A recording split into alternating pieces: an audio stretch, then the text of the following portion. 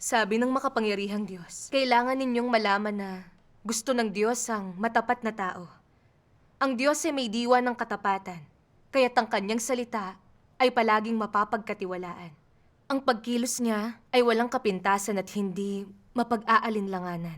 Ito ang dahilan kung bakit gusto niya ang matatapat sa kanya. Ang ibig sabihin ng katapatan ay ang ibigay ang inyong puso sa Diyos, pagiging totoo sa Kanya at pagiging bukas sa Kanya sa lahat ng bagay at hindi kailanman nagtatago ng katotohanan. Hindi nanlilin lang ng kanyang kapwa at hindi gumagawa para makakuha ng pabor niya. Ang pagiging matapat ay ang pag-iwas sa karumihan sa mga kilos at salita at ang hindi manlinlang ng Diyos o tao. Amen. Salamat sa Diyos. Sinabi rin ng Panginoong Hesus, malibang kayo'y manumbalik at maging tulad sa maliliit na bata, hindi kayo magsisipasok sa kaharian ng langit. Amen. Tama yun. Makikita sa mga salita niya na siya nga ay tapat, na gusto niya ang matapat at namumuhi sa mapanlinlang. Ang matatapat lang ang maliligtas at makakapasok sa kaharian ng langit. Kaya paulit-ulit niyang iniutos na tayo'y maging matapat at lutasin natin ang ating mga mapanlinlang na motibo. Pero kapag may naging banta sa aking katayuan at reputasyon, hindi ko mapigilang magsinungaling at manlinlang. Kung wala ang paghatol, paghayag ng mga salita ng Diyos, pagkastigo, at kanyang pagdidisiplina, hindi ako tunay na nakapagsisi, tumalikod sa kasinungalingan at hindi ko kailanman naisagawa ang katotohanan. Noong mga nakaraang taon, ginagampanan ko ang tungkulin ng isang leader ng simbahan. Pinadalo ako ng leader ko sa isang pagtitipon. Sobrang saya ko nun. Naisip ko kung gaano ako nagtrabaho ng husto sa simbahan. Nagdaos ng mga pagtitipon at karamihan sa mga kapatid ay abala sa tungkulin. Maraming nagawa ang ilang grupo. Aktibo talaga sila. Ang galing naman. Kaya ito na ang pagkakataong mapansin ako. May ipapakita ko sa kanilang lahat kung gaano ako kahusay na mas magaling ako sa iba.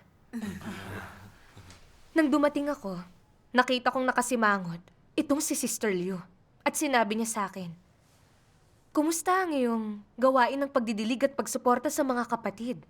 Nahihirapan kami." Ay, nagkukulang ako sa realidad ng katotohanan. Napakaraming issue ang hindi ko malutas. Ang sabi ko, maayos ang gawain ng pagdidilig sa amin. Mas mabuti kaysa sa dati. Noon di pumasok ang leader at nagtanong tungkol sa pagdidilig sa mga simbahan. Naisip kong, pagkakataon ko ng sumikat kaya kailangan kong magpakitang gilas. Ang nakakagulat, hindi niya kami tinanong tungkol sa mga tagumpay namin sa pagdidilig. Pero nagtanong siya tungkol sa kung anong mga nangyayaring problema at kung paano ito nalutas ng pagbabahagi sa katotohanan. At kung alin ng mga hindi pa nalutas. Nataranta talaga ako. Karaniwang, inaayos ko lang ang gawain. At hindi ko talaga alam ang mga detalye. Kaya wala akong pagdidilig. Ano ang dapat kong sabihin kapag tinanong ako ng leader? Kung magsasabi ako ng totoo, iisipin kaya niyang hindi ako gumagawa? Nagmamayabang pa naman ako kay Sister Liu. Sabi ko naging maayos ang gawain. Kung hindi ko masasabi ang mga detalye, sasabihin kaya niyang nagmamayabang ako sa wala? Ano ang pwede kong gawin? Lalo akong nag-alala. Noon din, si Brother Zhu ay nagsalita tungkol sa ilang issue sa pagdidilig sa kanilang simbahan at ang mga katiwaliang naibunyag sa kanyang gawain. Ipinaliwanag niya kung paano niya hinanap ang katotohanan para malutas ito. Ipinaliwanag niya ito sa napakadetalyadong paraan na nagpakita sa amin ng landas ng pagsasagawa. Mahusay. Nakaramdam ako ng kahihiyan pagkatapos siyang marinig. Dahil hindi ako nakagawa ng praktikal na gawain. Yumuko ako at namula ang mukha ko. Pagkatapos ay pinasalita ako ng leader. Ay, kinabahan ako. Ano ang dapat kong sabihin? Wala akong mga detalye.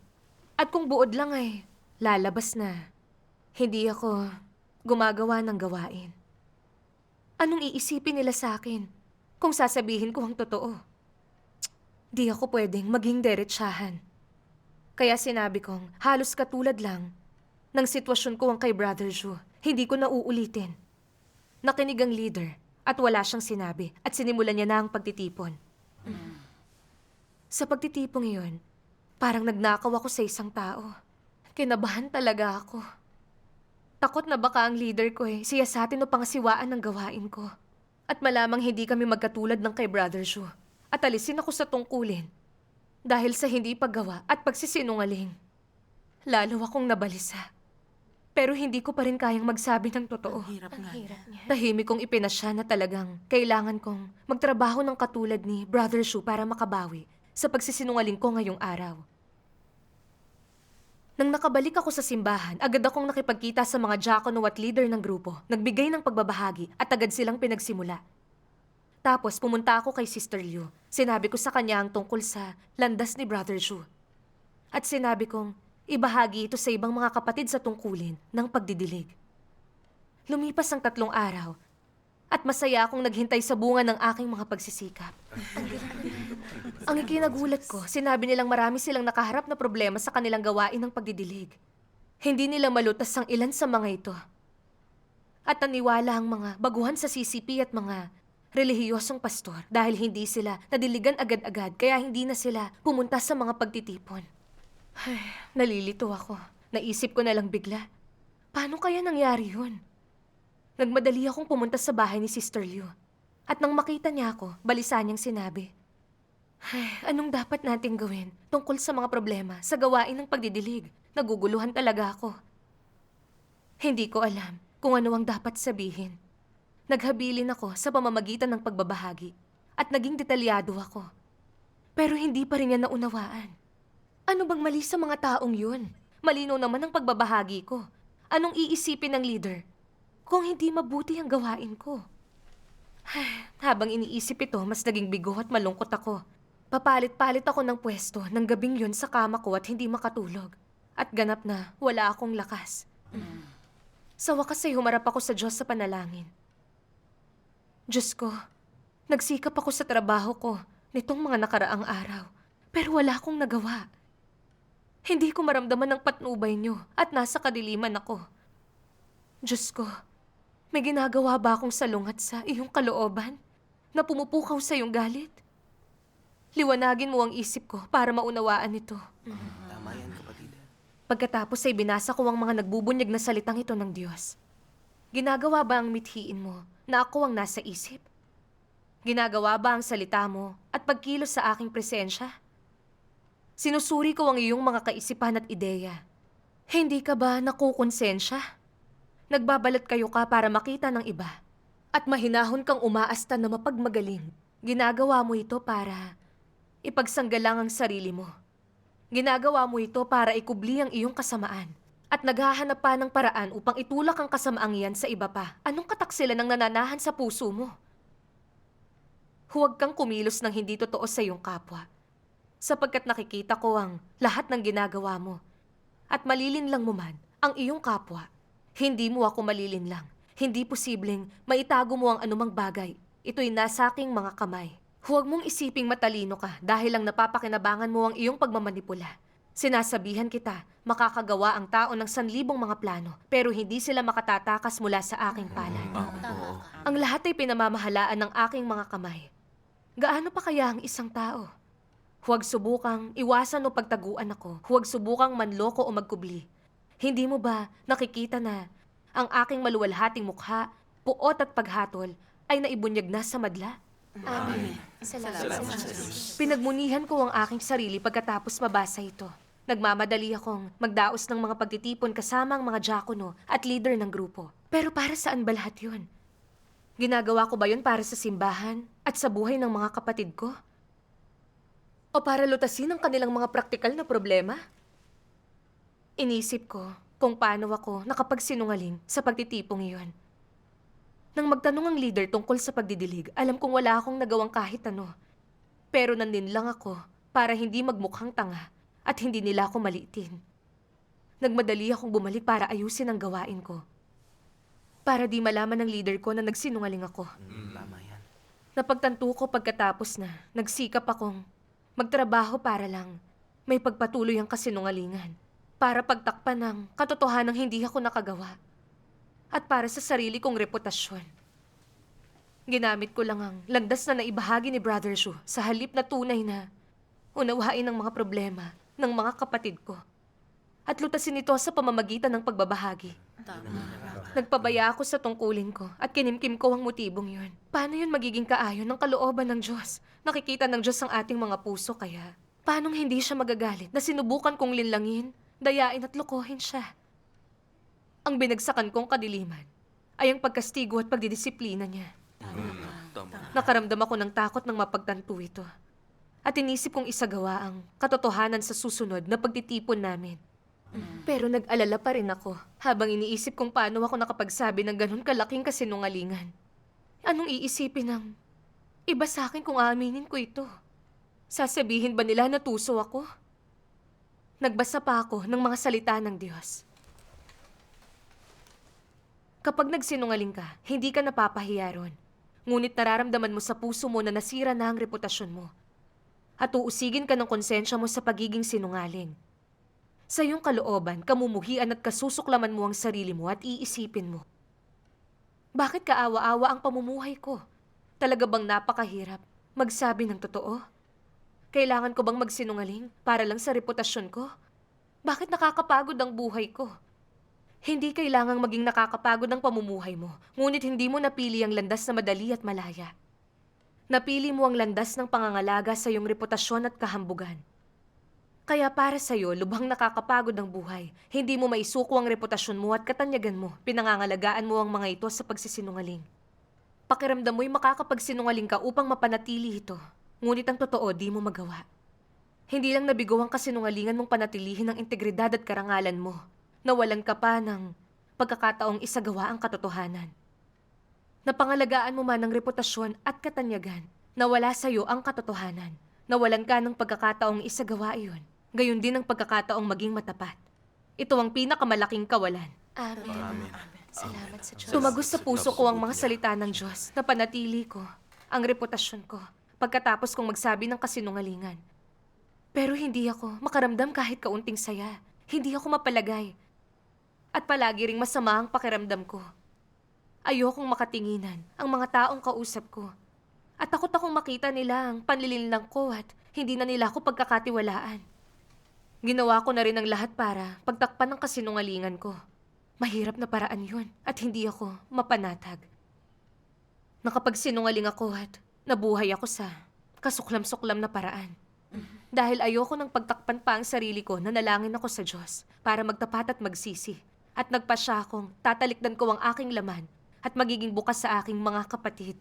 Salamat. Dumating ang leader para dumalo ng pagtitipon at ramdam kong Diyos ang nagbibigay sa akin ng pagkakataon para isagawa ang katotohanan.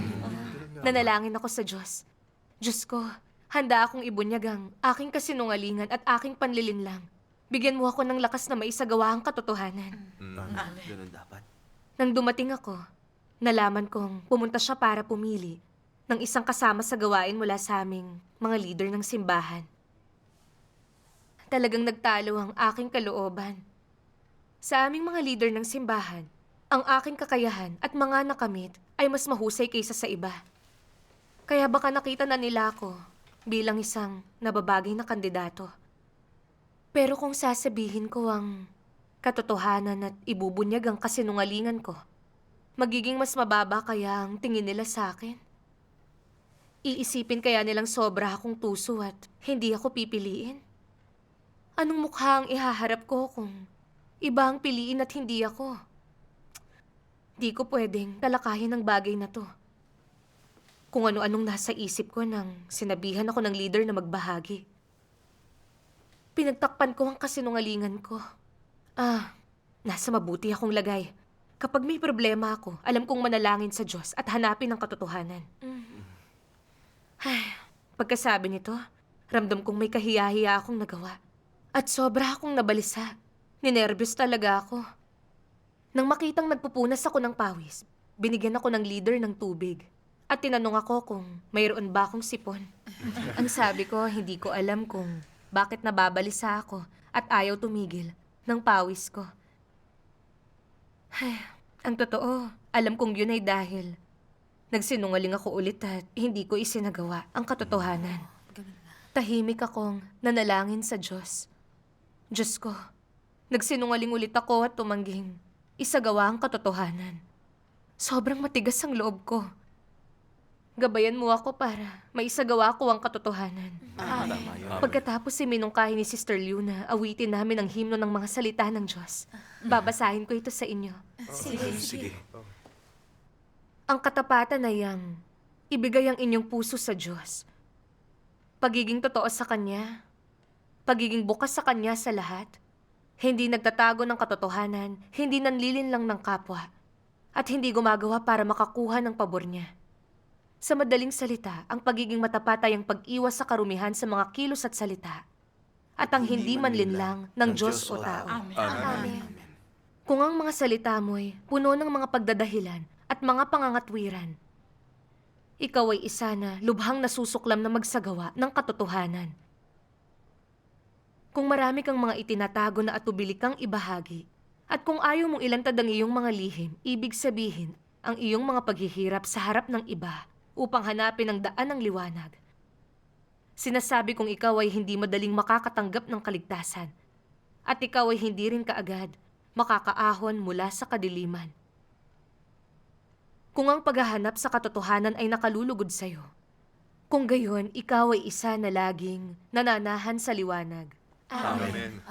Salamat sa Napakabuti niya. Habang inaawit ko ang himnong ito, nakaramdam ako ng parehong hiya at lungkot. Nanalangin ako bago ang aming pagtitipon. Dahil gusto kong maging bukas tungkol sa kung paano ako nakapagsinungaling. Pero nang malaman kong pipili pala ang leader ng magtatrabaho kasama niya, ayokong magbunyag ng kahit ano.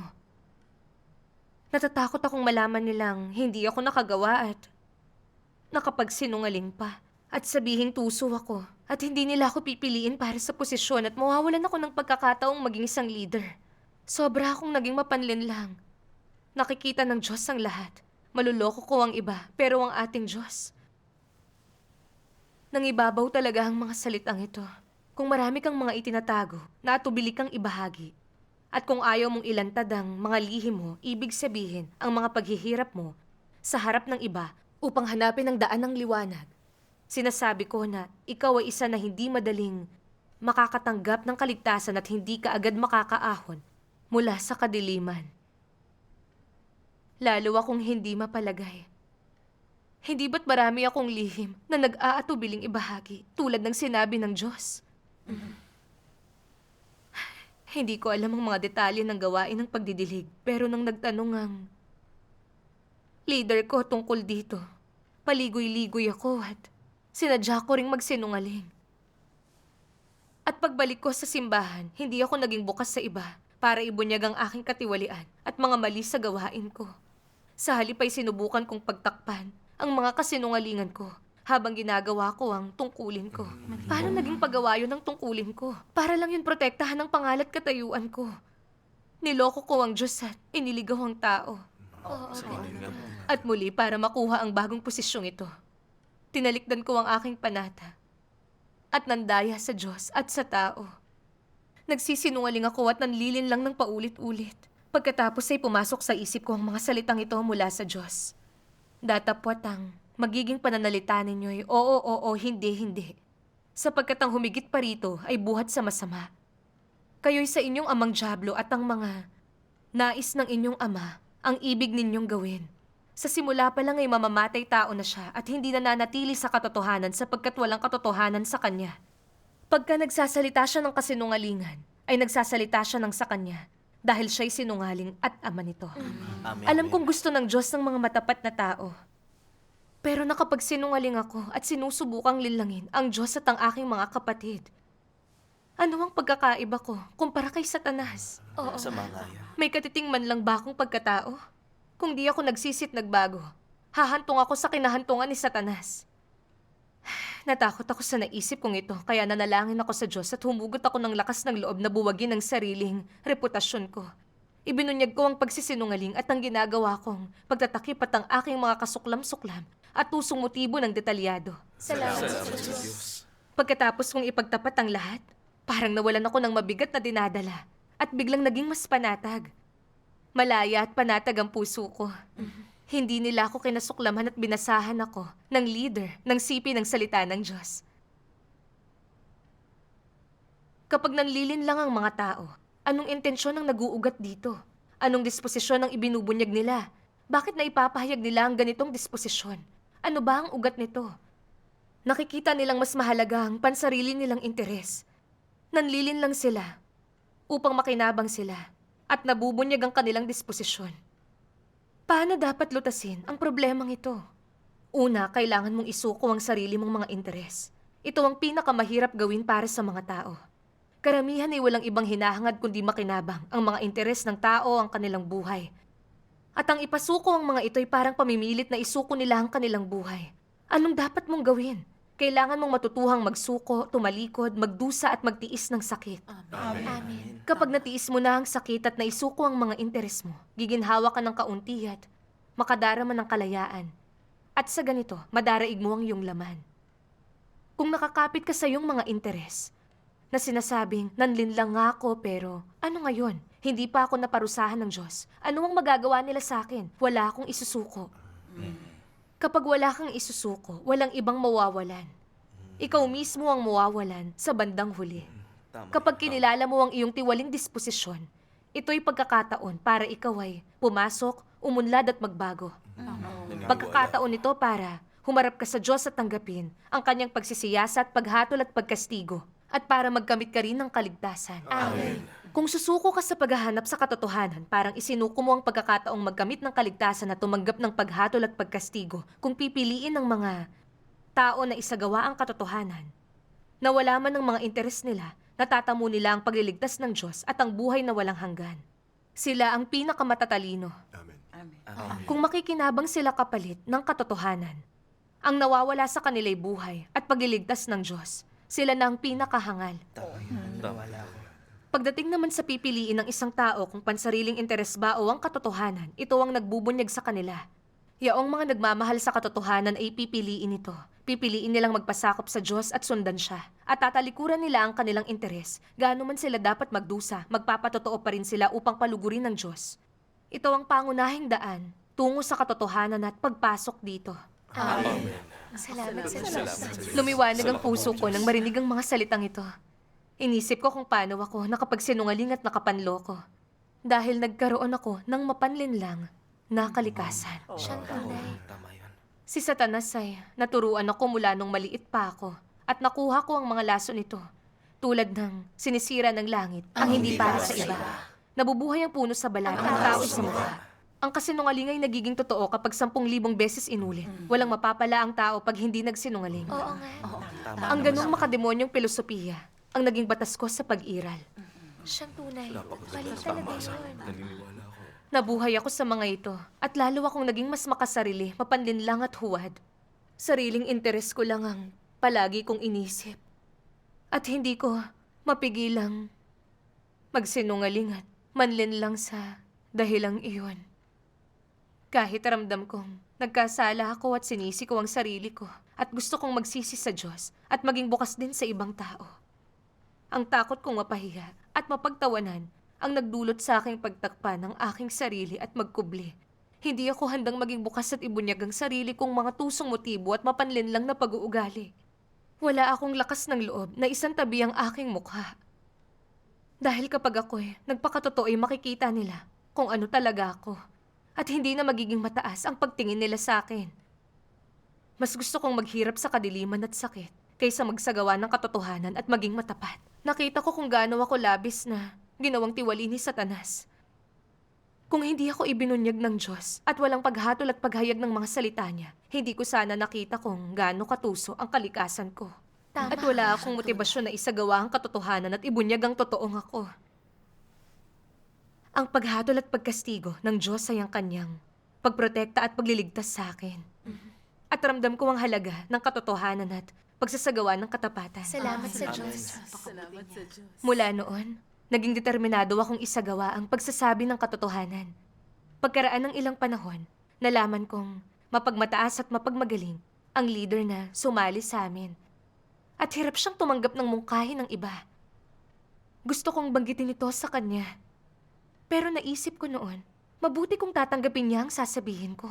Pero kung hindi, ano ang iisipin niya sa akin? Ay, nagdesisyon akong maghintay. Isang araw, tinanong niya sa akin, "Sister, Matagal na nating kilala ang isa't isa. Kung nakakakita ka ng kahit anong problema sa akin, pakisabi sa akin. Makakatulong yun sa akin. Tama ka. Ganun dapat. Tumingin ako sa kanya at sasabihin ko na sana, wala akong napapansin, mahusay ka. Pero napagtanto kong magiging mapanlin lang yun. Kaya nanalangin ako sa Diyos at naghandang tanggapin ang pagsisiyasat niya. Hindi ako pwedeng patuloy na magsinungaling at manlinlang. Tama. Kaya naging bukas ako at sinabi ko sa kanya ang problema niya. Nakinig siya, tumango at sinabing, "Salamat sa Diyos. Hindi ko sana mapagtatanto ito kung hindi mo nasabi sa akin. Kailangan kong maunawaan ito." Salamat sa Diyos. Masaya ako nang makita kong nagawa niyang tanggapin ito. Nagkaroon ako ng kapayapaan at paglaya. At naranasan ko kung gaano kadakila maging totoo at maging matapat. Salamat sa Diyos. Salamat sa Diyos. Napakaganda ng pagbabahagi. Napakaganda ng ganito.